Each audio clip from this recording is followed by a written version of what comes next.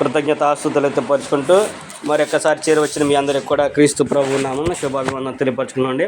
అందరికి కూడా వందనాలు. ఈ సమయంలో దేవుని యొక్క వాక్యాన్ని మనం ధ్యానం చేసుకుందాము. గలతీయులకు రాసిన పత్రిక 1వ అధ్యాయము 10వ వచనం చదువుకొని మనం కొన్ని సంగతులు నేర్చుకోవడానికి ప్రయత్నం చేద్దాం. గలతీయులకు రాసిన పత్రిక అపోస్తలుడైన పౌలు గారు గలతీయులకు రాసిన పత్రికల నుంచి 1వ అధ్యాయము 10వ వచనం చదువుకొని కొన్ని సంగతులు మనం నేర్చుకోవడానికి ప్రయత్నం చేద్దాము.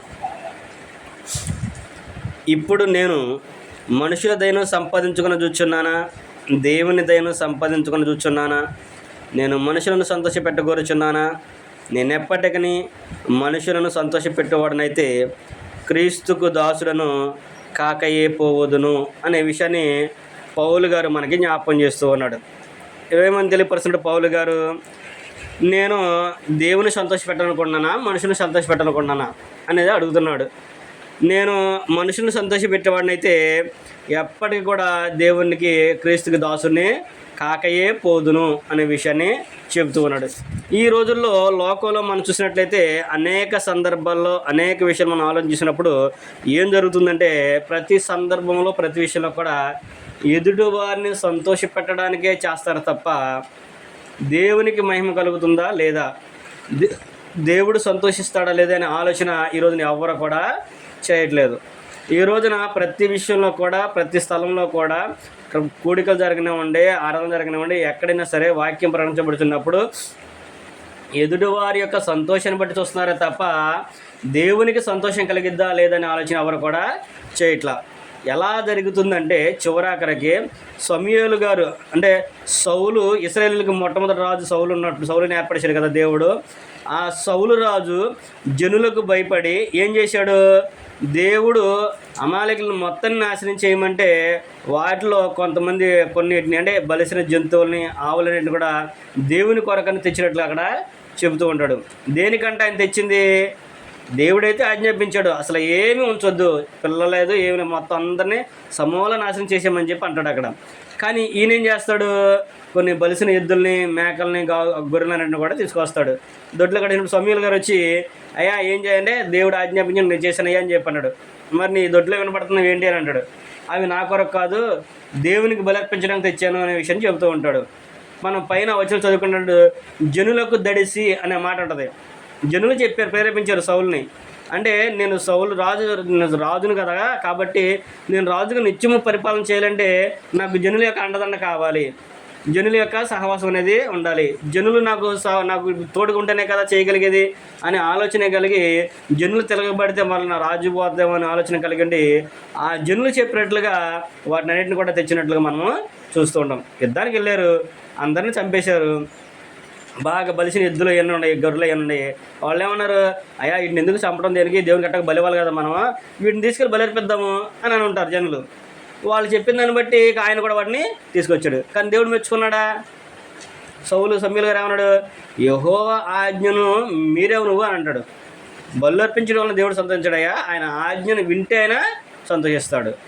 బలు దహన బలు ఆయన కోరట్లేదు. ఆయన మనిషిని, ఆయన ఎవరైతే సంతోష పెడతారో, ఆయన ఆజ్ఞను, ఆయన మాట ఎవరైతే ఉంటారో వాళ్ళని బట్టి దేవుడు సంతోషిస్తాడు తప్ప ఇలా నువ్వు అర్పిస్తే సంతోషించడు అనే విషయాన్ని అక్కడ చెబుతుంటాడు. ఇక్కడ కూడా క్రొత్త నిబంధన ప్రకారం పౌలు గారు కూడా ఏమంటాడంటే, ఇప్పుడు నేను మనుషుల దయను సంపాదించుకొని చూస్తున్నానా, దేవుని దయను సంపాదించుకొని చూస్తున్నానా?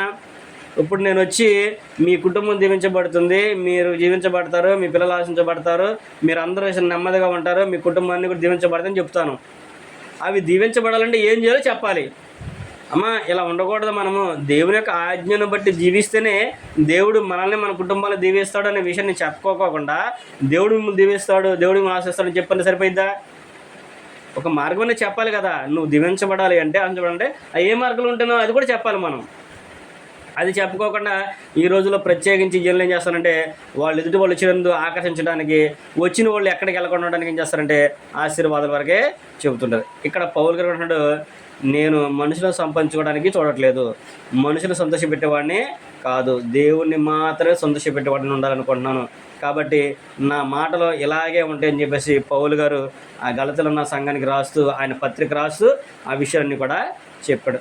ఈ రోజుల్లో మనము కూడా మన సంతోషాన్ని బట్టి ఉంటున్నామా, లేకపోతే దేవునికి సంతోషం కాబట్టి కష్టమైన మనం అనుభవిద్దామని ఆలోచన చేయట్లేదు.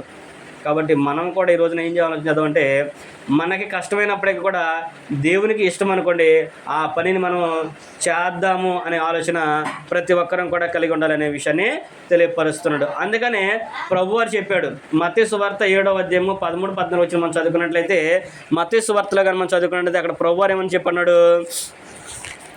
7వ అధ్యాయంలో కనుక మనం చదువుకున్నట్లయితే 7వ అధ్యాయము 13, 14 వచ్చిన మనం చూసినట్లయితే, ఇరుకు ద్వారమున ప్రవేశించుడి, నాశనమునకు పోవు ద్వారము వెడల్పును, ఆ దారి విశాలమునై ఉన్నది, దాని ద్వారా ప్రవేశించువారు అనేకులు.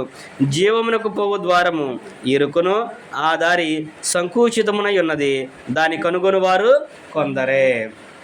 2 మార్గాలు ఉన్నాయి ఈ లోకంలో. 2 మార్గాలు, ఎక్కువ మార్గాలు ఏమి లేవు అసలు.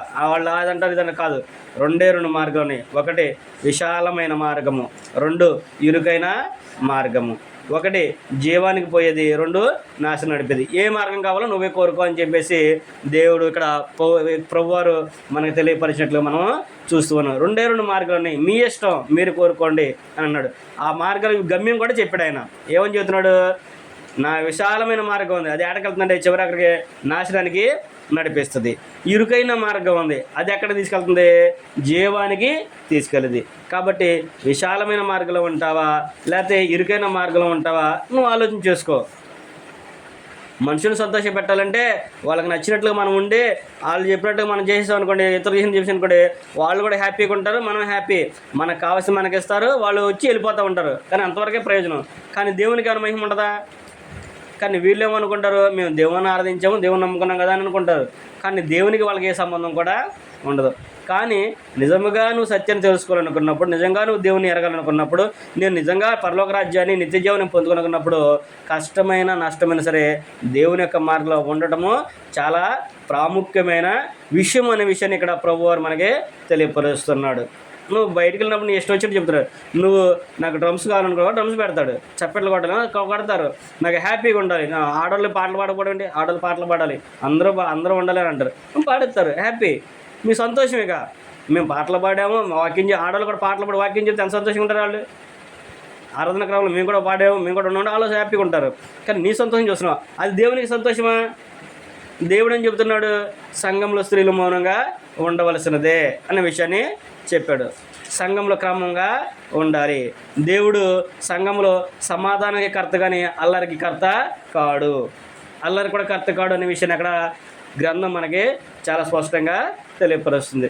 మరి ఇలాంటివన్నీ చెప్పుకుంటూ జనులకి మన వాక్యం నేర్పించినప్పుడు వాళ్ళు ఎలా ఆలోచన చేస్తారు?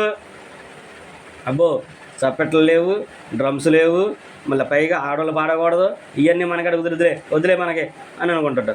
నీకు కష్టం, చక్కగా ఆడికి వెళ్దాం, పలానా చోటకి వెళ్దాం, మనం పలానా మూలమే పెట్టాడు ఆయన, శుభ్రంగా అన్ని మ్యూజిక్స్ డ్రమ్స్ బాగా ఉత్సాహం ఉంది, ఉత్తేజం వచ్చేస్తుంది, ఆత్మ వచ్చేసినట్టు ఉన్నదని చెప్పి వెళ్తూ ఉంటారు. కానీ చివరికి అది ఎక్కడికి వెళ్తుంది? నాశనానికి నడిపిస్తుంది. ప్రభువు అదే విషయం చెప్పాడు. 2 మార్గాలే. నువ్వు ఎన్ని మార్గాలు చెప్పినా కానీ ఎవరు చెప్పినా కానీ నువ్వు నమ్మద్దు. 2 మార్గాలు ఉన్నాయి. ఒకటి విశాలమైనది, అది నాశనానికి నడిపిస్తుంది. 2వది ఇరుకైన మార్గము, అది నువ్వు జీవానికి తీసుకెళ్తుంది. నీ ఏది కావాలో నువ్వే దాన్ని కోరుకో అనే విషయాన్ని ఇక్కడ ప్రభువారు మనకు తెలియపరిచినట్లు మనం చూస్తూ ఉంటాము. ద్వితీయోపదేశ కాండంలో కూడా తండ్రి అయిన దేవుడు ఇశ్రాయేలుకు కూడా చెప్పాడు, మీకు ఎదుట నేను 2 మార్గాలు ఉంచాను, ఒకటి జీవ మార్గము, 2 మరణ మార్గము. మీకు ఏది కావాలో మీరే కోరుకోండి, మీకు జీవం కావాలా మరణం కావాలా మీరే కోరుకోండి అనే విషయాన్ని కూడా అక్కడ ధర్మశాస్త్రం ప్రకారము దేవుడు మోషే ద్వారా ఇశ్రాయేలుకు కూడా ఆజ్ఞాపించినట్లుగా మనము చూస్తూ ఉంటాం. కాబట్టి మనకు కూడా దేవుడు 2 మార్గాలు ఏర్పాటు చేశాడు. ఏదైనా సరే 2, ఒకటి నీతి, 2 దుర్నీతి. ఒకటి దేవుడు, 2 లోకం. నీకు లోకం కావాలా దేవుడు కావాలా? నువ్వు దేవుడు కావాలనుకున్నా నువ్వు లోకంతో నీకు పని లేదు. నువ్వు లోకంలో దేని కొరకు నువ్వు ప్రయాసపడాల్సిన అవసరం లేదు. నువ్వు దేవుని కొరకు ప్రయాసపడు, నీకేం కావాలో ఆయన ఇస్తాడు. నువ్వు లోకం కొరకు ప్రయాసపడ్డానుకో నువ్వు దేవుని సంతోషపెట్టలేవు. అందుకే ప్రభువు కూడా చెప్పాడు కదా, తర్వాత చదువుకుంటూ వెళ్తే ఎవడో 2 యజమానులకు దాసుడిగా ఉండలేడు. దేవునికి సిరికిని దాసుడిగా ఉండలేము. ఒకరిని సంతోషపెట్టి ఒకరిని మనం బాధ పెడతాం, 2 దాసులుగా ఉంటే. అందుకని ఒక్కళ్ళకే దాసులు నువ్వు ఉండు, కష్టమైన నష్టమైన ఒక్కళ్ళకే నువ్వు దాసులుగా ఉండు. అది నీ మనసుకు నచ్చినట్లుగా నువ్వు చెయ్యి అని చెప్పే విషయాన్ని ప్రభువారు ఇక్కడ మనకు తెలియపరిచాడు. ప్రకటన గ్రంథంలో కూడా మనకి ఆయన చెబుతూ ఉంటాడు. కనుక మనము కూడా ఈ రోజున దేన్ని బట్టి మనం సంతోషించాలి, దేన్ని బట్టి మనం ఆనందించాలి అని మనం ఆలోచించేద్దాము. నీ సంతోషం కోరుకుంటున్నావా, దేవుని సంతోషం కోరుకుంటున్నావా అనే విషయం మీద ఈ రోజున కొన్ని సంగతులు మనం నేర్చుకోవడానికి మనం ప్రయత్నం చేద్దాము. మొట్టమొదటిగా మనం చూసినప్పుడైతే మనుషులను సంతోషపెట్టేవాడు దేవుని సంతోషపరచలేడు అనే విషయాన్ని గ్రంథం మనకి తెలియపరుస్తుంది. నువ్వు మనుషులను సంతోషపెట్టానుకో దేవుని ఎప్పటికి కూడా సంతోషపెట్టలేవు. నీ సంతోషం కూడా నువ్వు అనుకుంటావు, కానీ నీ సంతోషం దేవునికి హితమా కాదనేది నిన్ను నువ్వే ఆలోచన చేసుకోవాలి. కష్టమైనా కానీ దేవుని పనిని మనం జరిగించాలి. మనం చూసినట్లయితే ఆది కాండంలో కనుక మనం చదువుకున్నట్లయితే ఆది కాండంలో 4వ అధ్యాయం కనుక మనం చదువుకుంటే కయ్యను హేబేలు చరిత్ర మనకి తెలుసు. కయ్యను హేబేలు గురించి మనకి తెలుసు. కయ్యోను ఏం చేశాడు, తన పంటలో నుంచి కొంత తీసుకొచ్చి దేవునికి అర్పణగా అర్పించాడు. హేబేలు ఏం చేశాడు, తన మందలో నుంచి శ్రేష్టమైన దాన్ని బలిసిన దాన్ని దేవుని కొరకు తెచ్చినట్లుగా ఇక్కడ మనం చూస్తూ ఉంటాము. ఇక్కడ 4వ అధ్యాయం మనం చూస్తాం కదా.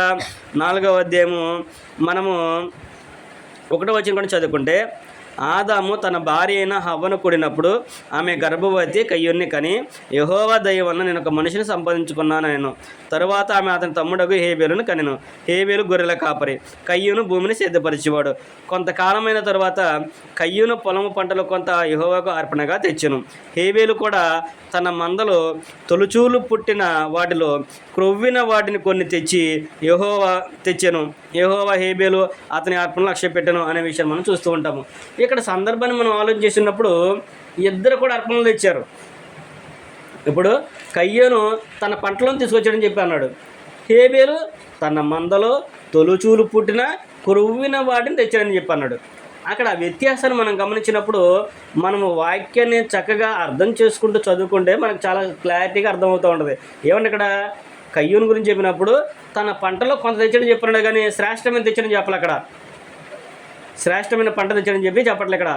ఇక్కడ హేబేలు మటుకు ఏం చేశాడంట, తన మందలో తొలుచూలు పుట్టింది, అంటే తొలుచూలు శ్రేష్టమైనది, ఆయన శ్రేష్టమైన దాన్ని తీసుకొచ్చాడు. తొలుచూలు పుట్టిన దాన్ని క్రొవ్విన దాంట్లో, తొలుచూలు పుట్టిన దాంట్లో కూడా క్రొవ్విన దాన్ని తీసుకొని వచ్చి దేవునికి అర్పించాడు. అర్పించినప్పుడు దేవుడు ఏం చేశాడు, కయ్యూను అర్పణ లక్ష్య పెట్టాల. ఇక్కడే మనకు అర్థమవుతూ ఉంటుంది, దేవుణ్ణి మనం ఆరాధించేటప్పుడు, దేవునికి మనం ఆరాధిస్తానికి వెళ్ళినప్పుడు దేవుడు అందరూ అంగీకరిస్తాడా అంటే ఆయన అందరినీ అంగీకరించడు. ఆయన చెప్పినట్లుగా ఎవరైతే నడుచుకుంటారో, ఆయన చిత్తానుసారంగా ఎవరైతే జరిగిస్తారో వారినే ఆయన అంగీకరిస్తాడు. వారి యొక్క ఆరాధన ఆయన స్వీకరిస్తాడు, వారి ప్రార్థనలు ఆయన అంగీకరిస్తాడు అనడానికి ఇక్కడ మనకు ఉదాహరణ మనకి ఇక్కడ అర్థమవుతూ ఉంటుంది. అందుకని ఇక్కడ కూడా ఏం చేశాడంటే దేవుడు కయ్యూని లక్ష్య పెట్టాల, హేబేలుని లక్ష్య పెట్టాడు. ఈ హేబేలుని ఎప్పుడైతే లక్ష్య పెట్టాడో కయ్యూనికి ఏమైందంట, కోపం వచ్చేసింది, మొహం చిన్నబుచ్చుకొని వెళ్ళిపోయాడు. అప్పుడు అక్కడ మనం చదువుకుంటాం కదా, కింద వచ్చిన మనం చదువుకుంటూ వస్తే దేవుడు ఏమన్నాడు, కయ్యూను నీ మొక్క చిన్నబుచ్చుకునేలా నువ్వు సత్క్రియ చేసినట్లయితే తలెత్తుకునేవాడు కదా, నువ్వు సత్క్రియ చేయాలా అంటే నువ్వు మంచి కార్యం చేయలా, చెడ్డగారం చేసావు అంటే నీ పట్ల ఏదో తెచ్చేసావు అమ్మవాళ్ళు ఉండదని, అంతే తప్ప నువ్వు శ్రేష్టమైన తేలా. కానీ నీ తమ్ముడు అలా కాదు కదా, శ్రేష్టమైనది తొలుచులు పుట్టింది క్రొవ్విని తీసుకొచ్చాడు. అందుకని ఆయన యొక్క అర్పణ నేను అంగీకరించాను, ఆయన సత్క్రియ చేశాడు, నువ్వు సత్క్రియ చేయలేదు అనే విషయాన్ని అక్కడ తేల్చి చెప్పేశాడు. అంటే అక్కడే ఏం నచ్చలేదు, ఆయనకి మంచి అనేది నచ్చలే. అక్కడే కయ్యూనికి మంచి అనేది నచ్చలా. మనం ఇప్పుడు ఏదో అనుకుంటున్నాం, కానీ మొదటి ప్రారంభం నుంచే ఉంది అది. ప్రారంభం నుంచే మంచి అంటే జనాలకు నచ్చదు, మంచి అనేది నచ్చదు. నిజం చెప్తే ఎవరు కూడా ఓర్చుకోలేరు. ఇప్పుడు ఆ నిజం చెప్పినందుకే కదా కయ్యూను హేబేలుని చంపేసింది. తమ్ముడిని చంపి దేని కొరకు చంపాడు కయ్యూను తమ్ముడిని? దేవుడు నిజం చెప్పినందుకు. నువ్వు సత్క్రియ చేయలేదు, నీ తమ్ముడు సత్క్రియ చేశాడు, నువ్వు చెడ్డకారం చేశావు, నీ తమ్ముడు మంచి పని చేశాడు, అందుకని అంగీకరించని చెప్పి అన్నాడు ఆయన. నేను చెడ్డోడా, నా ఈ చెడ్డకార్యాలా అని చెప్పేసి ఆయన కోపం తెచ్చుకొని తన తమ్ముడిని చంపినట్లుగా మనము చూస్తూ ఉంటాం. అంటే ఎంతగా లోకంలో ఉన్న జనులు మారిపోయారు అంటే, అయ్యా నువ్వు చేసేది తప్పు అని చెప్పంటే చివరికి తోడబుట్టిన వాళ్ళని లేదు, కన్న వాళ్ళని కూడా తేడా లేకుండా దారుణంగా చేస్తున్నారు. దేవుని యొక్క మాటలు చెప్పినప్పుడు అది తోబుట్టులా బయటోడా ఎవరనేది నువ్వు ఆలోచించవద్దు, అది వాస్తవమా కాదా అనేది నువ్వు ఆలోచించెయ్యి. నువ్వేదో మనసులో పెట్టుకొని నువ్వు ఇతరులాగా నువ్వు నీ ఇంట్లో లెక్కేసుకుని కుదరదు. ఇంట్లో వాళ్ళంటే ఎవరికి నాకు గిట్టదు, నిజమే ఆ మాట వాస్తవం, ఇంట్లో అంటే గిట్టదు కాదని అంటలేదు. కానీ వాస్తవం ఏంటో నువ్వు గ్రహించాలి. వాస్తవం ఏంటో నువ్వు గ్రహించకపోతే నీకే బాధ, అది నీకే ఇబ్బంది. అది దేవునికి ఏమైంది? కాబట్టి మనము దేవుని సంతోషపెట్టేటప్పుడు మనుషులకు అమ్మాని సంతోషపెట్టే వరకు మనం ఎప్పటికి కూడా ఉంటాము. నువ్వు మనుషులు సంతోషపెట్టాలని కోరుకున్నావు అనుకో, నువ్వు దేవుని ఎప్పటికీ సంతోషపరచలేవు అనే విషయాన్ని ఇక్కడ మనకి గ్రంథం మనకి తెలియపరిచినట్లుగా మనము చూస్తూ ఉంటాము. రెండో సందర్భాన్ని కనుక మనం ఆలోచించుకున్నట్లయితే ఆది కాండంలో కనుక మనం చదువుకున్నట్లయితే అక్కడ కూడా ఒక ఆయన అంటే కొంతమందికి ఇష్టం లేదు. ఎవరో ఏసేపుని గురించి మనం చదువుకున్నప్పుడు యాకోబు యొక్క కుమారులో ఆఖరివాడు యోసేపుని గురించి మనం ఆలోచన చేసుకున్నప్పుడు వాళ్ళ అన్నలకి ఏం చేయలేదండి. ఆయన నచ్చలా. ఎందుకు నచ్చలేదు ఆయన అంటే మనం ఆలోచించుకున్నట్లయితే ఆది కాండము 37వ అధ్యాయం కనుక మనం చదువుకున్నట్లయితే ఆది కాండము 37వ అధ్యాయం కనుక మనం చదువుకుంటే అక్కడ ఏమంటున్నాడంటే, యాకోబు తన తండ్రి పరదేశిగా ఉండిన కనాను దేశంలో నివసించను. అంటే యాకోబు ఎక్కడ ఉన్నాడంటే యాకోబు యొక్క తండ్రి అంటే ఇస్సాకు ఎక్కడైతే పరదేశిగా ఉన్నాడో కనాను దేశంలో దాంట్లో నివసిస్తున్నాడు అనే విషయం చెబుతున్నాడు. యాకోబు వంశావళి ఇది. యోసేపు 17 ఏండ్ల వాడే తన సహోదరులతో కూడా మందను మేపుచుండెను. అతడు చిన్నవాడే తన తండ్రి భార్యలైన బిల్హా కుమారుల యొద్దను జిల్ఫా కుమారుల యొద్దను ఉండెను. అప్పుడు యోసేపు వారి చెడుతరమును గూర్చు సమాచారము వారి తండ్రి వద్దకు తెచ్చుచుండు వాడు.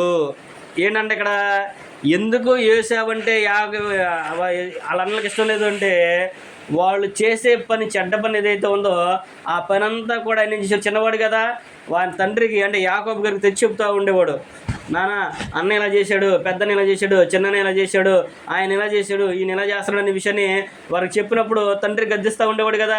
ఇవన్నీ ఎవరు చెప్తున్నారంటే ఈడు ఏసావు, ఈడు మన గురించి చెడ్డ పద్దాకడ ఏదో సాటి చదువుతున్న విషయాన్ని చెప్పి వాళ్ళు ఏం చేశారు, ఈయన్ని ఎట్లా కాదో ఈయన్ని చంపేద్దామని చెప్పేసి ఆలోచన కలిగి ఉన్నారు. అంటే నిజము చెప్పినందుకే తమ్ముడిని చంపాలని ఆలోచన చేశారు. ఇక్కడ కూడా నిజం చెప్పినందుకే కదా వాళ్ళు చేసేది. మంచి చెప్పినప్పుడు మంచి చేస్తే మంచి చెప్పేవాడు కదా. మరి వాళ్ళు ఏం చేస్తున్నారు, వాళ్ళు మందలో అమ్ముకుంటున్నారో లేకపోతే తింటున్నారో ఏమో మనకు తెలియదు. వాస్తవానికి వాళ్ళు చెడ్డ సమాచారం అంతా రాశాడు అక్కడ. అంటే వాళ్ళు చేసే చెడ్డ పని ఉంది అక్కడ. చెడ్డ పనులన్నీ కూడా తీసుకొచ్చి ఆయన చేశారంటే తన తండ్రికి చెబుతుండేవాడు.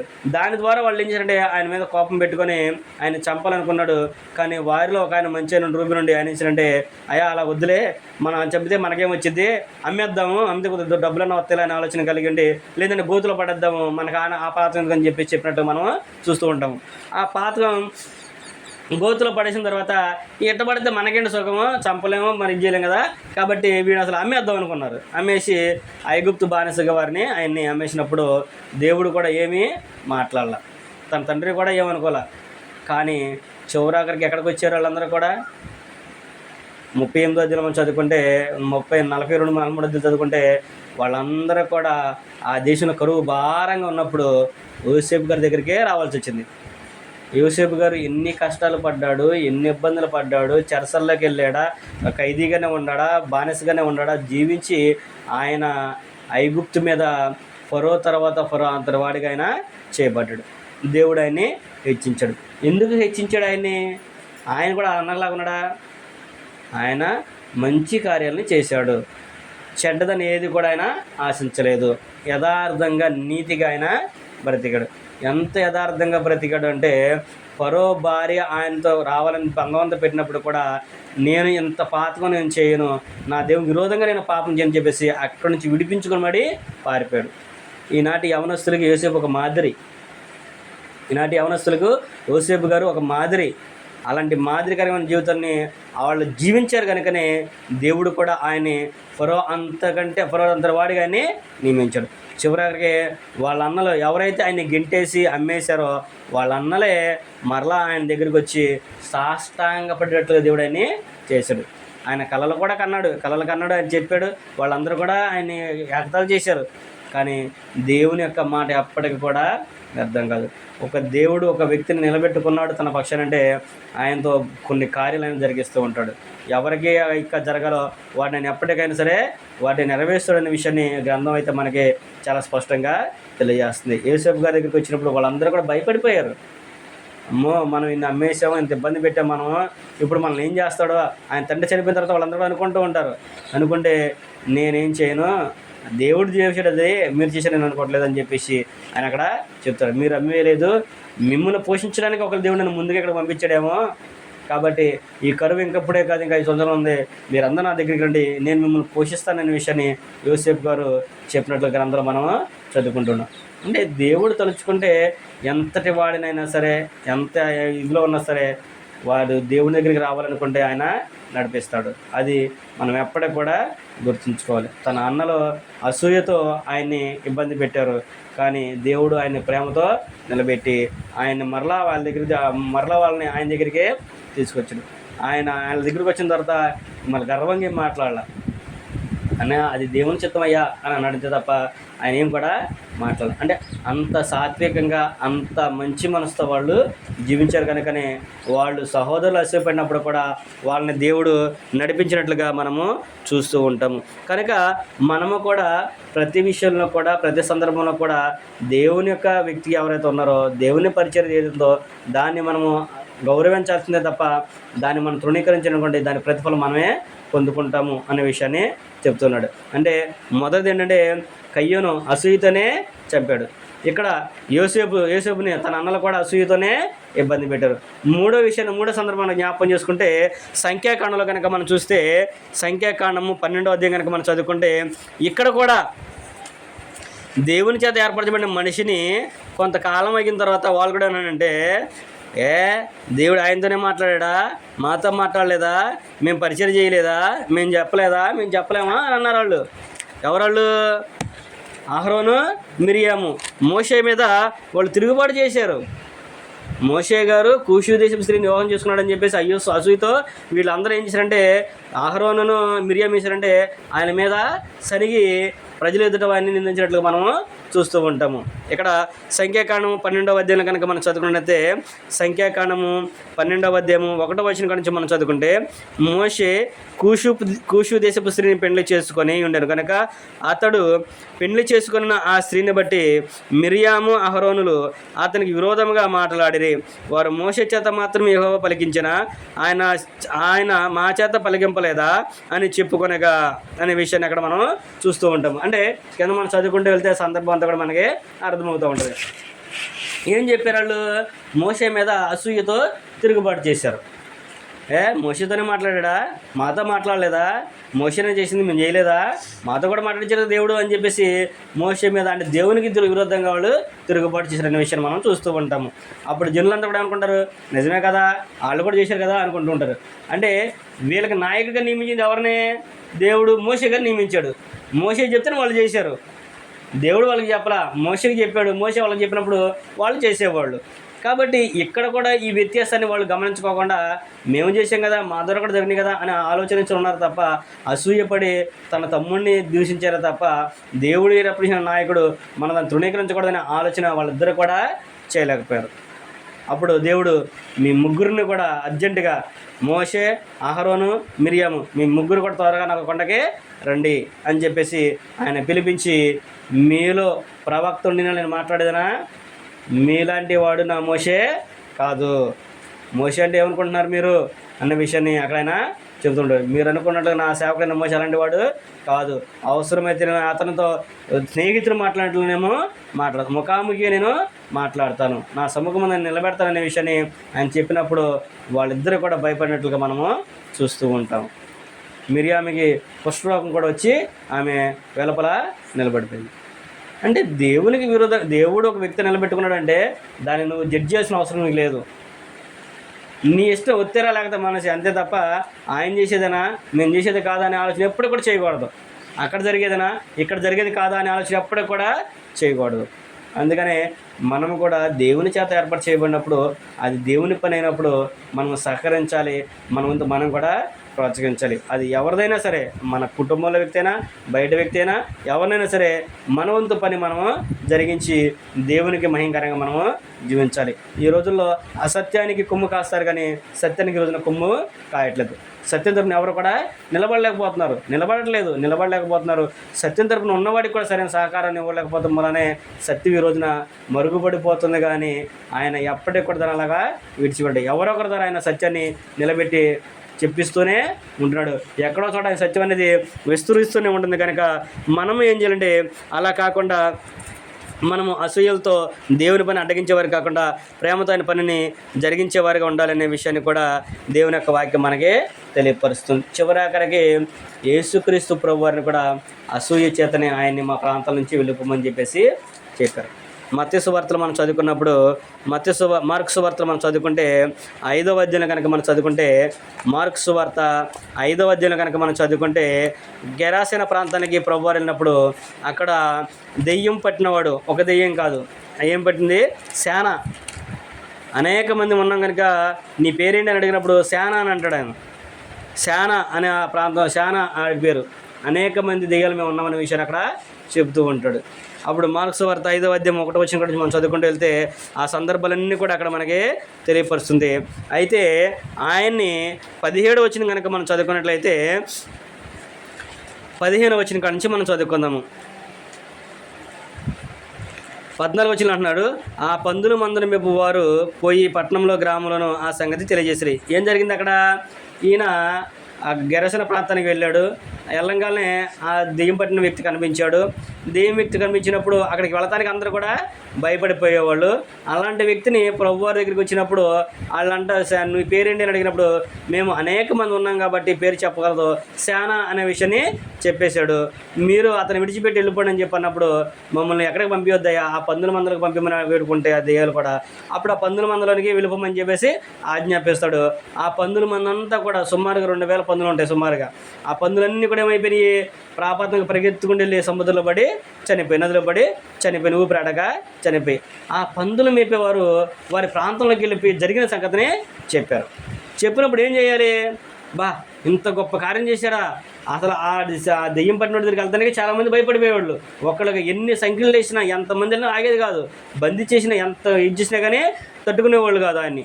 అలాంటి వ్యక్తిని ప్రభువారు మార్చాడు, స్వస్థత ఇచ్చాడంటే ఏం చేయాలి? రాయా, మా గ్రామంలోకి రాయా, మా గ్రామంలోకి వచ్చి, మా గృహంలోకి వచ్చి, ఇగో మా కుటుంబాలు ఎంతమంది ఉన్నారా, బాగు చేయి అని చెప్పేసి అడగాల్సింది పోయి వాళ్ళు ఏమంటున్నారంటే 15వ వచనంలో జనులు జరిగినది చూడ వెళ్ళి యేసుని వద్దకు వచ్చి, సేన అను దెయ్యములు పట్టినవాడు బట్టలు ధరించుకొని స్వస్థచిత్తుడే కూర్చునిట చూచి భయపడిరి. జరిగినది చూచిన వారు దెయ్యములు పట్టిన వారికి కలిగిన స్థితియు మందలు పందులు సంగతి ఊరి వారికి తెలియజేయగా తమ ప్రాంతమును విడిచిపోమ్మని వారైనను బతిమాలు కొనసాగిరి. అసలు ఆ దెయ్యం పట్టినవాడు, దెయ్యాలు పట్టినవాడు బాగుపడి బట్టలు కట్టుకొని స్వస్థచిత్తుడే వచ్చి ప్రభు పాదరద్ద కూర్చొని ఆయన మాట్లాడుతూ ఉంటుంటే వాళ్ళందరూ కూడా వచ్చి చూసినప్పుడు అసలు వాడు స్వస్థచిత్తుడే కూర్చున్నప్పుడు అలా అంత ఆశ్చర్యం వేయాలి. అమ్మో, ఎవరో బాగు చేయలేని ఆయన బాగు చేశాడు కాబట్టి అయ్యా మా ప్రాంతంలో ఇట్లాంటి వాళ్ళు ఉన్నారయ్యా, రాయ్యా అని చెప్పి తీసుకెళ్ళాల్సింది పోయి వాళ్ళందరూ అన్నారు మా ప్రాంతాన్ని విడిచిపోమని చెప్పి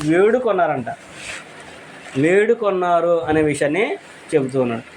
ఈ రోజుల్లో కూడా సత్యాన్ని చెబుతామంటే అయ్యా మేము పలానా చోటకి వెళ్తున్నాం అయ్యా, ఆడికి వెళ్ళకపోతే మాకు ఇబ్బంది, ఏం చేస్తాం, మా గ్రామంలో ఇది పరిస్థితి, ఈ పాపం మమ్మల్ని వదిలేసేయండి అయ్యా అని అంటూ ఉంటారు.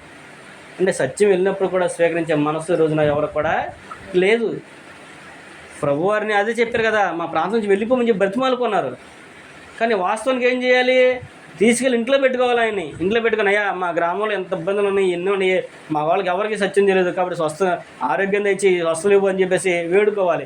కానీ వాళ్ళు ఏం చేశారంటే అసలు మా ప్రాంతాన్ని విడిచి వెళ్ళిపోమని చెప్పేసి ఆయన్ని బ్రతిమాలుకున్నట్లుగా ఈ రోజున మనము చూస్తూ ఉంటాం. కనుక మనము కూడా అసూయ చేత కానీ, పగ చేత కానీ, ఈర్ష్య చేత కానీ దేవుని యొక్క సత్యాన్ని అడ్డగించకూడదు. దేవుని యొక్క సన్నిధికి మనం వెళ్ళినప్పుడు మనం వినేది ఏదైనా సరే అది మన హృదయంలో చేర్చుకోవడానికి మనము ప్రయత్నించాలి.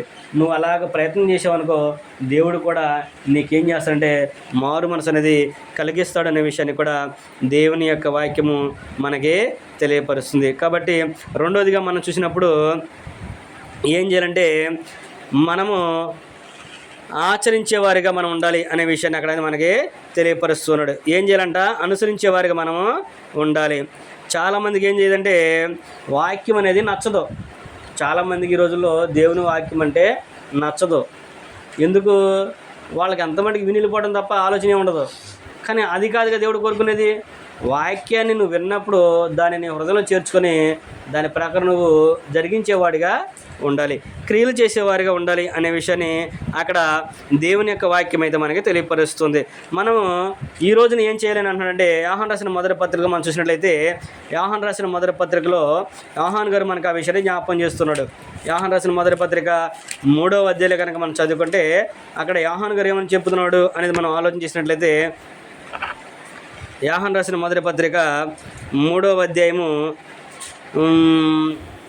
18 వచ్చిన మనం చదువుకుందాము. అక్కడ ఏమంటాడంటే, చిన్నపిల్లలారా, మాటతోనూ నాలుగుతోనూ కాక క్రియతోనూ సత్యముతోనూ ప్రేమింతము, ఇందువలన మనము సత్య సంబంధమని ఎరుగదము. దేవుడు మన హృదయముల కంటే అధికుడే సమస్తమును ఎరిగి ఉన్నాడు గనక మన హృదయము ఏ ఏ విషయంలో మన యందు దోషారోపణ చేయనో ఆ విషయంలో ఆయన ఎదుట మన హృదయములను సమ్మతి పరుచుకుందము అనే విషయాన్ని చెబుతూ ఉన్నాడు. ఏం చేయాలంట? మనము నాలుకతోనూ మాటతోనూ కాక ఏం చేసేవారు ఉండాలంటే క్రియ చేసేవారిగా మనము ఉండాలి. క్రియలు అంటే ఏంటి? మనము విన్నదాని ప్రకారం ఇక్కడ చేయాలి. ఇక్కడ పైన వచ్చిన మీరు చదువుకుంటే 17 వచ్చిన అంటాడు, ఈ లోకపు జీవనోపాధి గలవాడై ఉండి తన సహోదరుడు లేమి కలిగి ఉండడం చూచి అతని యందు నువ్వు సహకరించకపోతే నువ్వు దేవుని ఎలా ప్రేమిస్తావు అనే విషయం చెబుతూ ఉంటాడు. అతను సహకరించకపోతే, సహాయం చేయకపోతే, అంటే ఈ లోకంలో జీవనోపాధి అంటే ఈ లోకంలో నువ్వు కొద్దిగా ఉన్నతమైన స్థితిలో ఉన్నావు, ఉదాహరణ మాట్లాడుకుంటే ఉన్నతమైన స్థితిలో ఉన్నావు. నీ సహోదరుడు ఎవరైనా కానీ, నీ తోబుట్టువే కానీ, నీ బంధువే కానీ, ఎవడైనా కానీ అతడు కొద్దిగా ఇబ్బందుల్లో ఉన్నాడు. ఇబ్బందుల్లో ఉన్నవాడికి నువ్వు సహాయం చేయకపోతే అంతముందు నీకు ప్రయోజనం ఏంటి? నువ్వు ప్రార్థనకి వెళ్ళి ప్రయోజనం ఏంటి? నువ్వు వాక్యం విని ప్రయోజనం ఏంటి అనే విషయాన్ని ఇక్కడ ఆయన చెబుతూ ఆయన అన్నాడు, మాటతోనూ నాలుగుతోనూ కాక క్రియతో ఉండాలి అనే విషయాన్ని చెబుతున్నాడు. ఈ క్రియలు మనకి అర్థం అవ్వాలంటే యాకోబు గారు చెప్తున్నాడు. వాస్తవంగా యాకోబు గారికి జ్ఞాపం చేస్తున్నాడు. అసలు క్రియలు మనకు అర్థం అవ్వాలంటే ఎలాంటిదంటే, ఒక వ్యక్తి చలిపోతున్నప్పుడు ఇదిగో చలిమంట వేసుకో, వెళ్ళి చలి కాసుకో అని చెప్పంటే చలి తగ్గదు. ఒక వ్యక్తికి చలి వేస్తుంది. ఇక్కడ యాకోబు పత్రిక 2వ అధ్యాయంలో అదే విషయం చెప్తూ ఉంటాడు. ఒక వ్యక్తి నీ సహోదరికి చలి వేస్తున్నప్పుడు నువ్వు వెళ్ళి చలిమంట వేసుకో, చలి కాసుకో, దుప్పటి కప్పుడు సరిపోయిద్దా? ఏం చేయాలి? దుప్పటి కప్పి నువ్వు చలి కాసుకో అని చెప్పాలి. అది క్రియ అంటే. కానీ నువ్వు మాటతో చెప్పేస్తే సరిపోయిద్దా? చలిమంటకు ఆయన తెలీదా? దుప్పటి కప్పులు ఆయన తెలియదు సరిసినప్పుడు ఆయనకి లేదు కాబట్టి అది చేయలేకపోయాడు. కాబట్టి నువ్వేం చేయాలంటే నువ్వు క్రియ చేయాలి. అదే యాకోబు పత్రిక 2వ అధ్యాయం అంటాడు, నాకు విశ్వాసం ఉంది, నీ క్రియలు ఉన్నాయి. నీ క్రియలు లేకుండా, నీ విశ్వాసం లేకుండా నీ క్రియలు నాకు చూపించు. నాకు విశ్వాసం లేకుండా నీ క్రియ నేను చూపిస్తాను అంటాడు. అది కుదిరిద్దా? విశ్వాసం లేకుండా క్రియ చేయలేము, క్రియలు లేకుండా విశ్వాసము ఉండదు. అందుకని ఇక్కడ కూడా ఏమంటాడంటే ఆయన కూడా, మీరు మాటతోనూ నాలుగుతోనూ కాక క్రియలతో నువ్వు చేయాలి, క్రియలు చేసి చూపించాలి. అలా క్రియలు చేయాలి అంటే ఏం జరగాలంటే మనం దేవుని యొక్క వాక్యం విన్నప్పుడు మన హృదయాల్ని మార్చుకోవాలి, దేవుని యొక్క వాక్యానికి సమ్మతిపరుచుకోవాలి మనం కూడా మన హృదయాల్ని అనే విషయాన్ని అక్కడ ఆయన తెలియపరచడు. ఉత్తమమైన దాన్ని ఎన్నుకోవాలి, మారు మనసు పొందాలి, అలాగే లేఖనాలను పరిశీలించి బాప్తిసం పొంది దాన్ని తగినట్లుగా మన జీవితాన్ని మనము దిద్దుకోవాలి అనే విషయాన్ని గ్రంథం మనకి తెలియపరుస్తుంది. కాబట్టి మనము లోకంలో చాలామందికి ఎందుకు నచ్చవు? నువ్వు మనుషులను సంతోషపెట్టావనుకో లోకంలో నచ్చుతావు, దేవుని సంతోషపెట్టానుకో మనుషులకి నచ్చు. కానీ అందరికీ నచ్చవనే లేదు, కొంతమందికి నచ్చుతావు. ఎందుకంటే దేవుని పక్షాన్ని లేని వారు అంటే ఎవరు లేరు. చాలామంది దేవుని పక్షం నిలబడే వాళ్ళు ఉన్నారు. వాళ్ళు సత్యాన్ని గ్రహించినప్పుడు నిజమే కదా అని ఆలోచన కలిగినప్పుడు నిన్ను ప్రేమిస్తారు.